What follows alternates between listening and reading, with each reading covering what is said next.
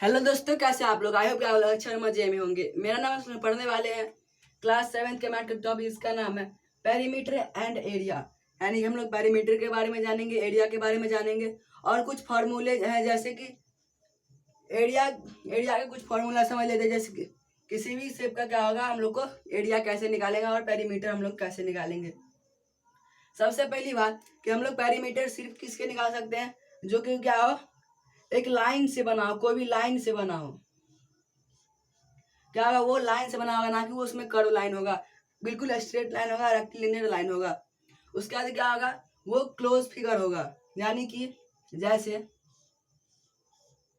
ऐसे करके ये नहीं होगा, क्योंकि इसका हम लोग कभी एरिया और पेरीमीटर नहीं निकाल पाएंगे, क्योंकि इसका जो ये क्लोज फिगर नहीं है। अगर क्लोज रहता तो हम लोग इसका निकाल सकते थे, लेकिन अगर ये क्लोज नहीं है, इसका हम लोग नहीं निकाल सकते हैं पेरीमीटर और एरिया। और इसका बाद क्या है, एरिया मतलब होता है जैसे कि कोई शेप है अगर, तो एरिया यानी कि उसका जो पूरा अंदर का जो पूरा पार्ट है उसका एरिया। और पेरीमीटर मतलब होता है सिर्फ बाउंड्री, बाउंड्री उसका कितना लंबा है उसका, उसको कहते हैं पेरीमीटर। सबसे पहले समझते हैं कि सर्कल का हम लोग एरिया कैसे निकाल सकते हैं। सर्कल का एरिया होता है, सर्कल का एरिया क्या होता है, पाई आर स्क्वायर। क्या होता है, पाई आर स्क्वायर। और इस पाई का वैल्यू कितना होता है, पाई का वैल्यू होता है 22/7। ये होता है पाई का वैल्यू। उसका स्क्वायर का एरिया कैसे निकाल सकते हैं, स्क्वायर का एरिया होता है साइड इंटू साइड। क्या होता है, एरिया का होता है साइड मल्टीप्लाई साइड। यानी कि जैसे अगर ये एक स्क्वायर है, इसका ये कितना 4 सेंटीमीटर ले लेते हैं, क्योंकि इसका ये होता है चारों साइड का होता है सेम होता है। तो यहाँ पर साइड इंटू साइड, यानी कि एक साइड कितना 4, दूसरा भी 4, यानी कि 4 इंटू 4, यानी कि 16 सेंटीमीटर इसका स्क्वायर। अगर ये सेंटीमीटर में रहा तो क्या हो जाएगा, 16 सेंटीमीटर स्क्वायर हो जाएगा।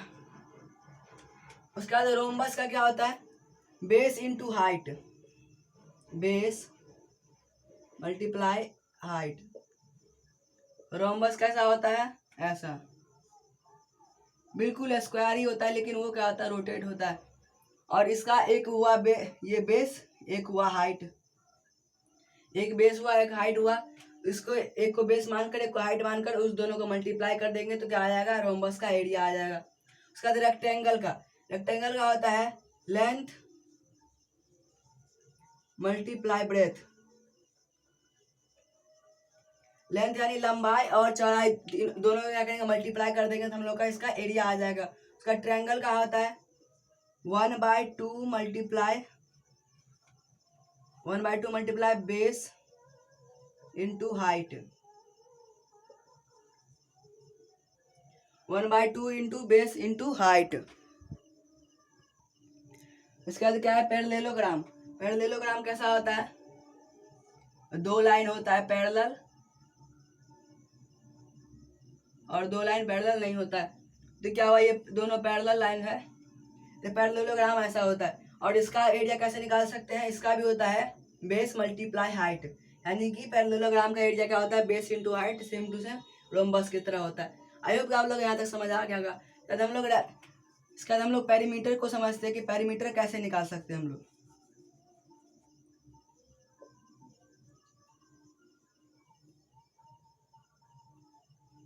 सबसे पहले रेक्टेंगल का पेरीमीटर क्या होता है, 2 × L+B। यानी कि जैसे कि एक 5 है और एक 10 है, तो क्या होगा 5 + 10, यानी कि अंदर में 15 हुआ तो 2 × 15 यानी कि 30 सेंटीमीटर। और क्या होता है, एरिया में हम लोग को स्क्वायर लगाना रहता है, उसका जो एरिया निकालते तो, लेकिन पेरीमीटर में नहीं लगता है। रेक्टेंगल का हो गया, इसका स्क्वायर का होता है 4 इंटू साइड, यानी कि कितना है 4 सेंटीमीटर का, तो 4 को ही 4 से मल्टीप्लाई करेंगे। या फिर अगर यहाँ पर 5 रहता तो 5 को हम लोग 4 से मल्टीप्लाई करते यानी कि 20 सेंटीमीटर। उसके बाद हम लोग का सर्कमफ्रेंस ऑफ सर्कल, क्योंकि सर्कल का क्या होता है, हम लोग इसका एरिया तो निकाल सकते हैं लेकिन पेरीमीटर नहीं निकाल सकते, क्योंकि उसका वो क्या होता है, कर्व लाइन होता है। रेक्टिलिनियर नहीं होता है तो इसका सरकमफ्रेंस निकालते हैं। इसका सरकमफ्रेंस क्या होता है? इसका सरकमफ्रेंस होता है सर्कल का 2πr। क्या होता है? 2πr। और पाई का वैल्यू कितना होता है? 22/7, यानी कि 2 × 22/7 मल्टीप्लाई रेडियस, यानी कि रेडियस जितना भी देगा सर्कल का। रेडियस क्या होता है? रेडियस होता है जो उसका सेंटर होता है वहां से लेकर के उसके बाउंड्री तक का होता है, ये हुआ रेडियस। लेकिन अगर ये दोनों पूरा एक लाइन बन जाएगा, जब उस सेमी सर्कल बन जाएगा तो क्या हो जाएगा? वो हो जाएगा डायमीटर। यानी कि डायमीटर निकालने के लिए हम लोग को रेडियस को 2 से मल्टीप्लाई कर देंगे तो हम लोग का डायमीटर निकल जाएगा, और डायमीटर से रेडियस के लिए हम लोग 2 से डिवाइड कर देंगे तो रेडियस निकल जाएगा। और इसका सर्कमफ्रेंस का क्या होता है? 2πr। आई होप आप लोग यहाँ तक समझ आ गया होगा। Area and perimeter of circle, यानी कि सॉरी रेक्टेंगल का एरिया और पेरीमीटर निकाल सकते हैं हम लोग। किस तरह से उसका क्वेश्चन के थ्रू समझते हैं। अगर हम लोग को पेरीमीटर निकालना है तो क्या करना पड़ेगा? 2 × L + B। वहीं अगर हम लोग को एरिया निकालना है तो क्या करना पड़ेगा? L × B। तो हम लोग सबसे पहले क्या करेंगे? सबसे पहले पेरीमीटर निकालते हैं। क्या आएगा? 2 × 32 + 38 सेंटीमीटर। तो क्या आ जाएगा? 2 × 70, यानी कि 140 सेंटीमीटर क्या आ गया? इसका पेरीमीटर आ गया। उसका एरिया निकालेंगे तो L × B इसका फॉर्मूला है। और इसमें क्या करेंगे? 32 × 38, यानी कि कितना आ जाएगा?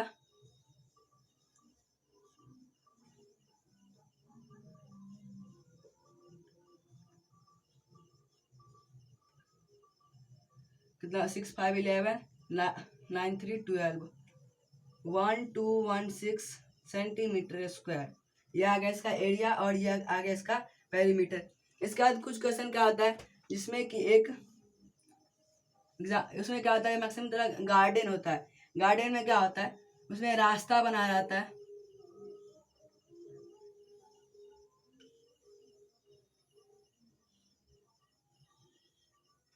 इसमें रास्ता बना होता है, ये सीधा नहीं बना है। जैसे कि ये क्या है? इसमें ग्रास है, पूरा घास है। और ये क्या है? ये पाथ है।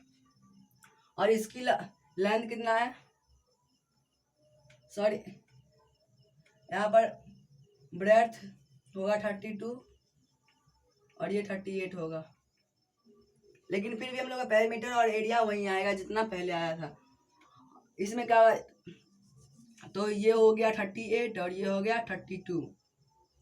और इसका लेंथ हम लोग ले लेते हैं 5 सेंटीमीटर। ये भी 5 हुआ, ये भी 5, ये भी 5 हुआ। अब हम लोग क्या करेंगे? इसका एरिया कैसे निकालेंगे अगर हम लोग ऐसा क्वेश्चन आ गया तो? सबसे पहले क्या करेंगे? हम लोग पूरे का एरिया निकालेंगे। पूरे का एरिया निकालेंगे तो कितना आ जाएगा? 16 सेंटीमीटर स्क्वायर। और उसके बाद क्या करेंगे? हम लोग ये अंदर का एरिया निकालेंगे तो कितना आ जाएगा? 32 - 5, यानी कि ये हो जाएगा 32 में से 5 जाएगा तो हो जाएगा 27। और 38 में से ये हो गया ब्रेथ 32। 32 में से 5 गया तो कितना? 27 हो जाएगा। और 38 में से 5 गया तो कितना हो जाएगा? 38 से 5 जाएगा तो 33। लेंथ हो गया 33। हम लोग इसको कैसे निकालेंगे? तो हम लोग इसका एरिया निकालेंगे तो क्या होगा? इसमें से इसको माइनस कर देंगे तो हम लोग का पाथ का एरिया आ जाएगा। और इसका एरिया तो हम लोग निकाल ही लेंगे। इसका 27 × 33 कितना हो जाएगा?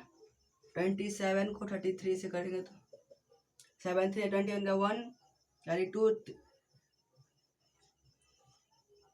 7 3 21 का 1 81 198 891 सेंटीमीटर स्क्वायर इसका एरिया आ गया। अब हम लोग को पाथ का एरिया क्या आ जाएगा? 12 16 और 891 को माइनस कर देंगे। 5 11 में से 9 गया तो क्या होगा? 2। ये 11 में से 8 गया था 3, यानी 325 सेंटीमीटर स्क्वायर क्या आ गया? पाथ का एरिया आ गया। इस तरह से हम लोग रेक्टेंगल का सारा क्वेश्चन बना सकते हैं। आई होप आप लोग यहाँ तक समझ आ गया। इसके बाद हम लोग एक लास्ट पर ट्रायंगल का एरिया निकाल के सीखते हैं हम लोग। इसमें क्या है, एक राइट ट्रायंगल है। सबसे पहले हम लोग क्या करेंगे, राइट ट्रायंगल बना लेंगे।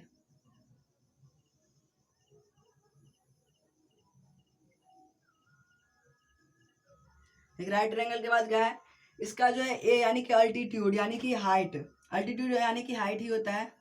ये कितना है 8 मीटर और ये हाइपोटेनियस कितना है 10 मीटर। और हम लोग को बेस निकालना पड़ेगा इसमें। हम लोग इसमें कौन सा फॉर्मूला लगाना पड़ेगा, पाइथागोरस फॉर्मूला।